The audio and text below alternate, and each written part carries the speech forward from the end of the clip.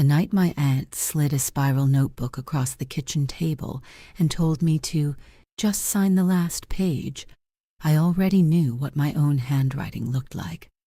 What I didn't know was that someone had been forging it for almost 2 years.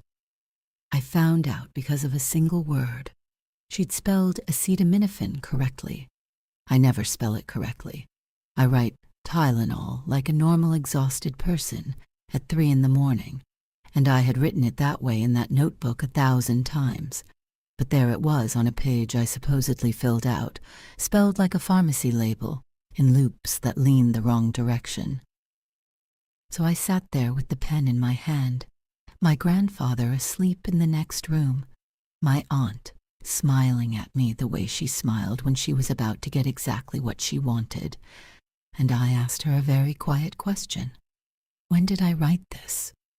And for the first time in my life, I watched Aunt Renata not have an answer ready. My name is Cory. Everyone calls me Cory. I'm 34. I'm a dental hygienist in a mid-size clinic outside Springfield. And for 22 months I was my grandfather's live-in, unpaid, around-the-clock nurse. Not because anyone asked me nicely, because it was decided for me in a conversation I wasn't in the room for, by people who then acted like I'd volunteered. I'm telling you this because if you've ever been the responsible one in a family, the one who shows up, the one who gets handed the thing nobody else wants to carry, I think you already feel the shape of this story in your chest. Stay with me.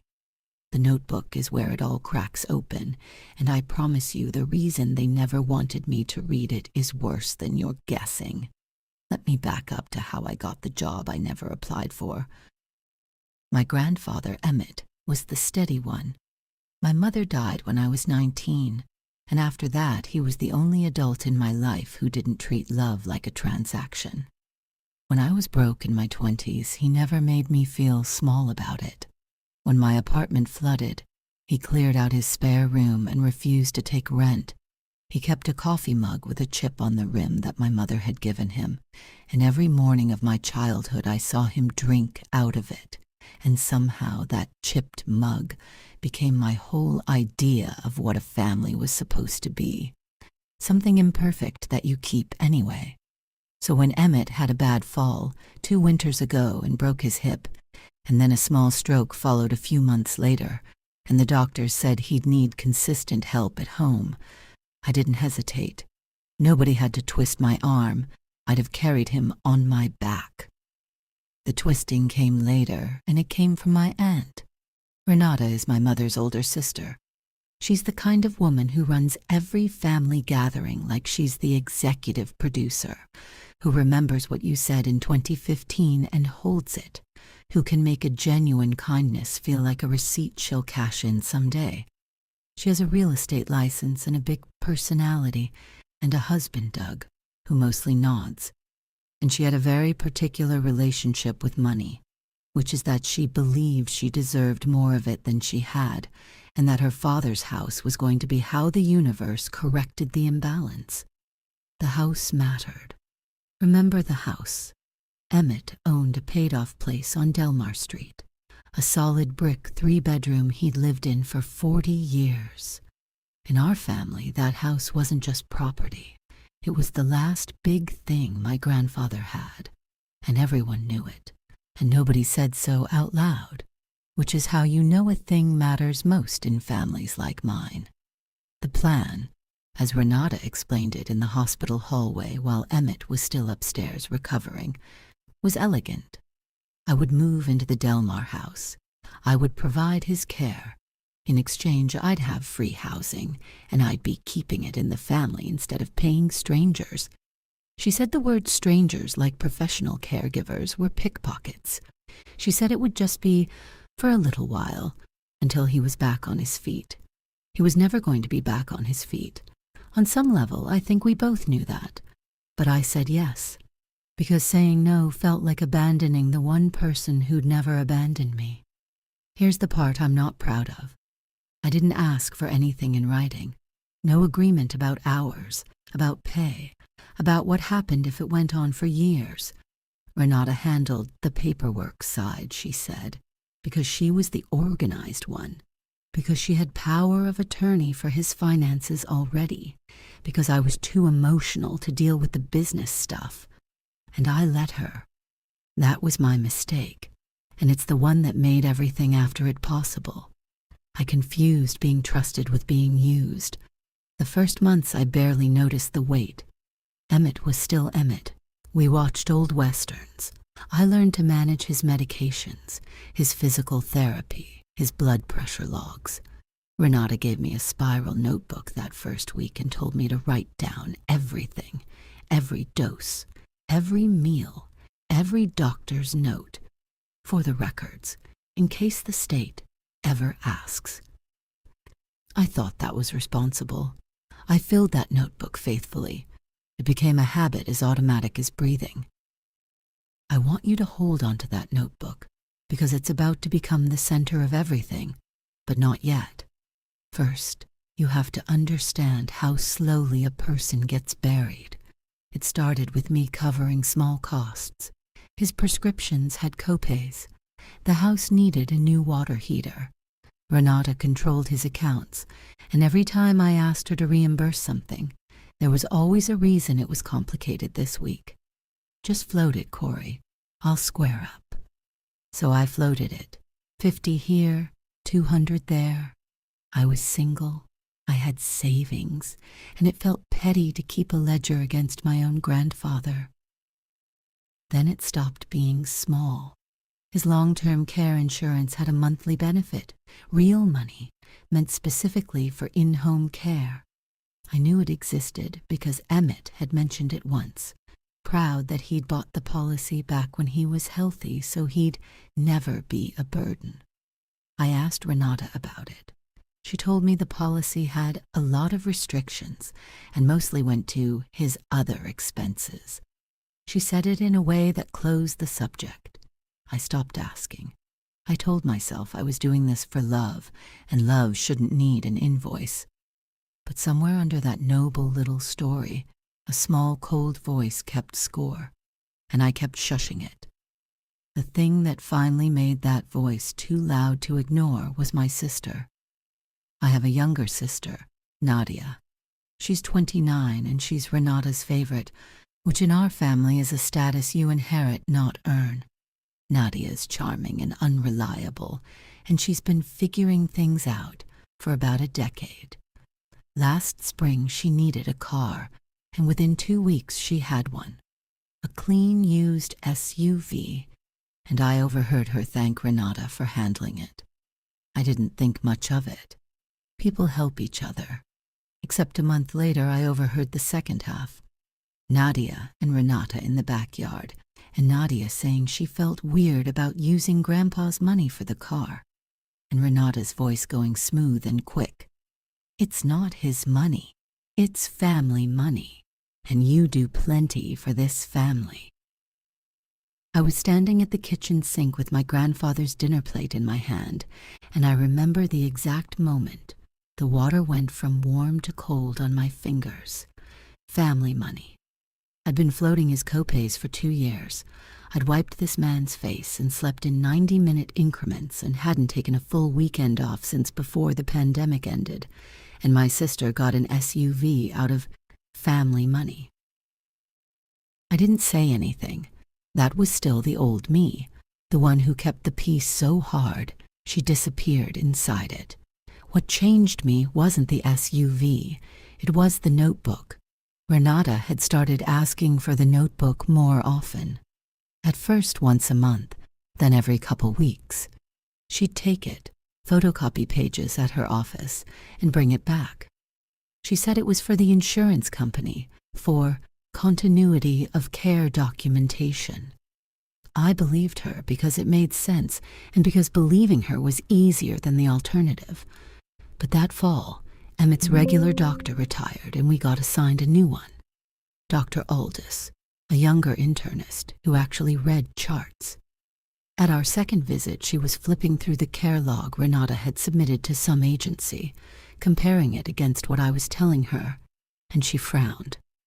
"This entry," she said, turning the copy toward me. "The blood pressure readings the week of the 12th. These are really high. You didn't mention any of this." I looked. The handwriting was mine. The numbers were not. That whole week Emmett had been stable. I remembered because we'd had a good stretch, and I'd taken him to the park twice. But this log showed a crisis. Elevated pressure. Patient confused. Refused medication. Daughter contacted for urgent care decisions. "I didn't write this," I said. Dr. Aldous looked at me carefully. "It's signed with your initials." "I didn't write it." She didn't push, but she said something that stayed with me. She said, "If there's a discrepancy between the care logs and the actual care, that's the kind of thing that matters a great deal in certain legal situations. You should make sure your own records are your own." I drove home with my grandfather humming to the radio, and I felt like the road was tilting. That night, after he was asleep, I did something I should have done 2 years earlier. I sat down with the original notebook, the real one, my one, and I read it cover to cover. And then I understood why Renata always brought it back so fast, why she photocopied it herself, why the continuity of care story had a hole in it. Somebody had been adding entries. Not many, just enough. Scattered across the months were pages in a handwriting that copied mine but got the small things wrong. My real logs were boring and stable, a picture of an old man being kept comfortable and healthy. The added entries painted a different man entirely, confused, combative, declining fast, a man who couldn't be trusted to make his own decisions. They weren't documenting his care. They were building a case that he was incompetent, and the word acetaminophen, spelled perfectly in an entry I never wrote, was the thread that made the whole thing unravel in my hands. I want to tell you I confronted her immediately. I didn't. I sat with it for almost a week, sick to my stomach, coming up with innocent explanations. Maybe Doug wrote the entries when I was out. Maybe the agency added notes. Maybe I was so exhausted I didn't remember. That last one scared me most, because doubting your own memory is exactly the trap, and I fell part way in. So I did the thing that saved me. I started keeping a second notebook, a private one, in a bag I carried that never left my hands. Same entries as always, but now with dates and times I could stand behind.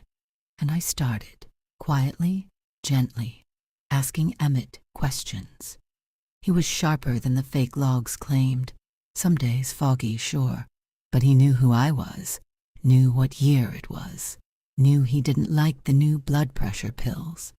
One afternoon, out of nowhere, he said, "Renata keeps bringing that lawyer around, wants me to sign things. I keep telling her I'll sign when I'm dead and not before." And he laughed, and I laughed, and inside I went very still. A lawyer, papers to sign, and a care log manufacturing evidence that the man signing them wasn't of sound mind. I finally understood the whole architecture of it. If Emmett was documented as declining and incompetent, and Renata already held his financial power of attorney, she could push through changes to his affairs, maybe move toward guardianship, maybe get him to sign a new will or a transfer of the house while claiming she was protecting him from himself. And the unpaid nurse living in the house, me, was the perfect witness to have on record, initials and all, confirming his decline. I wasn't just being exploited for labor. I was being set up as the signature that made the lie legal. That's what the last page was, the night she slid it across the table.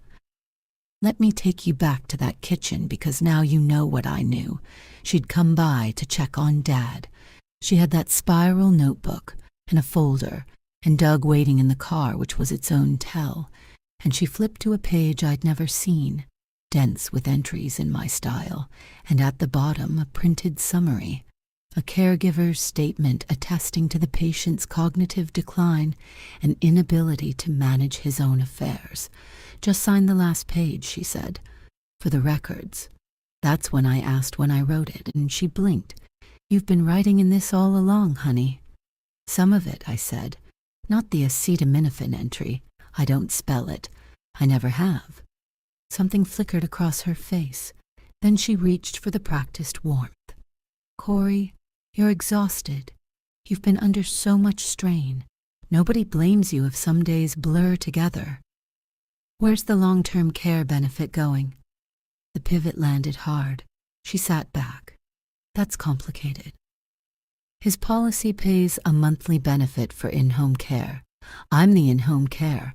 I haven't been paid a cent, and I've been covering his co-pays out of my own account for 2 years. So it's not complicated. It's just a question. Where is the money? It goes into his expenses. Nadia's SUV isn't his expense." The room changed temperature. She stood up too fast. "I don't know what you think you overheard."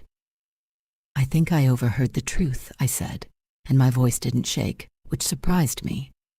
"And I think this notebook has entries I never wrote. And I think you've been bringing a lawyer here to get a sick man to sign away his house while building a paper trail that he's too far gone to know better. And you wanted my signature to close it." Here's where I expected the cartoon villain to snarl. She didn't. She sat back down, and for a moment her face did something real. Her chin trembled, and she said quietly, "You have no idea what it's like to watch your parent disappear, and know that if you don't take control, the state will, or a nursing home will, and everything he worked for will just evaporate on some facility that lets him rot. Somebody has to be the adult. Somebody always has to be the adult, and it's always me. And the terrible thing is, I believe some part of her believed that. That's what made it so hard. She'd told herself a story where taking the house, redirecting the money, forging the decline, all of it was a rescue. She was protecting the family from chaos, and if a little forgery was the cost, well, she'd carry that too, like a martyr. In her version, I was the naive one who'd let strangers pick the bones. But a story you tell yourself doesn't stop being a lie because it comforts you. "He told me," I said. "He told me you keep bringing a lawyer. He said he'll sign when he's dead and not before. He knows, Renata, he's not gone. You needed him to be gone on paper because he isn't gone in real life." She left that night without the signature. She took the notebook. I let her take it, because I'd already photographed every page, weeks before, and because the notebook she cared about wasn't the one that mattered anymore. The next month was the hardest of my life, and I need you to understand it didn't go the way revenge stories go. There was no dramatic courtroom, no police at the door. Real life is slower and grayer than that. I made an appointment with an elder law attorney, a soft-spoken man named Perez, who charged me a consultation fee I could barely afford. I brought my photographs, my private logs, Emmett's insurance information, and everything I could piece together. He listened for an hour and then told me the truth I didn't want. Forgery is very hard to prove. Financial abuse cases against a POA take months or years, and the single most important thing I could do wasn't to attack Renata. It was to protect my grandfather while he was still competent enough to protect himself. If he has capacity, Paris said, he can revoke her power of attorney and name someone else. He can get his own evaluation from his physician. That's not revenge. That's just closing the door she left open. So I did the frightening thing. I told Emmett everything, all of it. I sat on the edge of his bed with the chipped coffee mug in my hands, his mug, and I told him his oldest daughter had been forging his care logs and quietly moving his money and preparing to take the house. I was terrified it would break him, It didn't. He got very quiet. Then he said, "I always knew she loved the house more than she loved me. I just kept hoping I was wrong." And a tear went down into the pillow, and he wiped it with the back of his hand and said, "Well, let's fix it." We got him a proper cognitive evaluation with Dr. Aldous on the record, showing he had capacity to make his own decisions. With Perez's help, Emmett formally revoked Renata's financial power of attorney and named a licensed fiduciary instead of any of us, so no one in the family could accuse anyone else. He requested a full accounting of his accounts and his insurance benefit, which the fiduciary was legally entitled to demand, and he updated his own wishes in his own hand, witnessed properly, while the doctor could attest he understood exactly what he was doing. Renata found out through the fiduciary's records request. She showed up furious, then tearful, then furious again. She called me a snake. She called me ungrateful. She told the whole extended family that I had poisoned Dad against her and manipulated a confused old man, which, if you appreciate irony, was the exact accusation she'd been manufacturing evidence for. And here's the part that hurt most, the part these stories usually skip. Not everyone took my side. Some relatives decided I was the schemer. My sister Nadia stopped speaking to me entirely. The SUV bought her loyalty more cheaply than I wanted to admit. An aunt on my father's side called to tell me I'd torn the family apart over money. For a while I lay awake wondering if I was the villain in someone else's version. That's what people like Renata count on. The doubt, the exhaustion, the way accusing the accuser turns everything to fog. But the accounting came back, and fog doesn't survive numbers. The long-term care benefit, months of it, had been diverted. There was the SUV. There were charges that had nothing to do with Emmett's care. It wasn't a headline-grabbing fortune.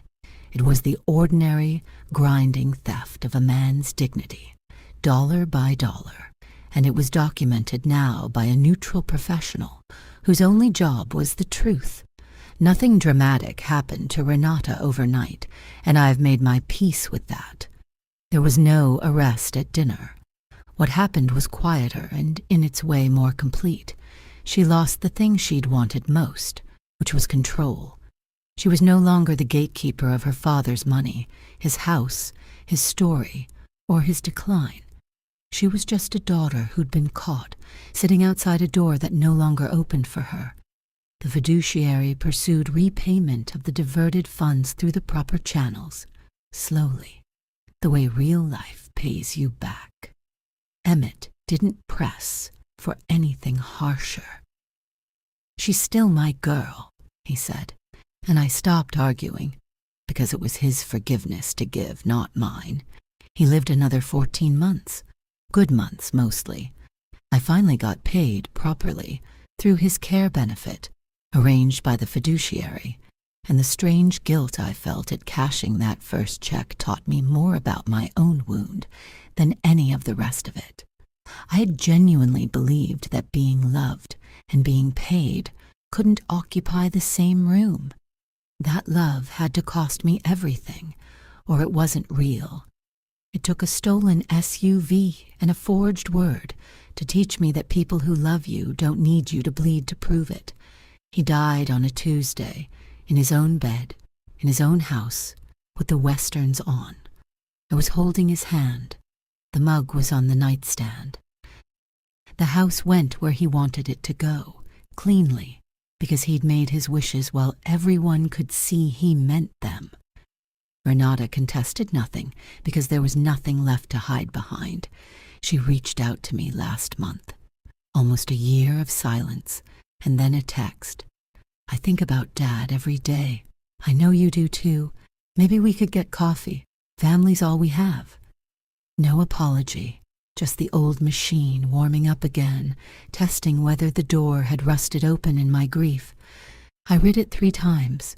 The old me would have answered in an hour, would have decided that a mother-shaped absence in my life was worth swallowing the lie one more time.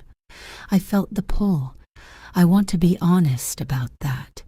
I felt it in my whole body, the wish for the family I never actually had. I typed back one line. I hope you find peace, Renata. I'm not the way you get it. Then I put the phone down and made coffee in a mug with a chip on the rim, and I drank it slow, and the kitchen was quiet, and for the first time in years, the quiet didn't feel like something I was hiding inside. It just felt like mine. If you've ever been handed a job nobody asked if you wanted, and then been told you volunteered, I want you to hear the one thing that took me 34 years to learn. The people who truly love you will never need you to disappear to prove it. Guard your own records. Trust the small, cold voice that keeps score. And if you found something in this that felt like your own life, stay a while. There are more of these stories here, and you're not nearly as alone in them as they wanted you to feel.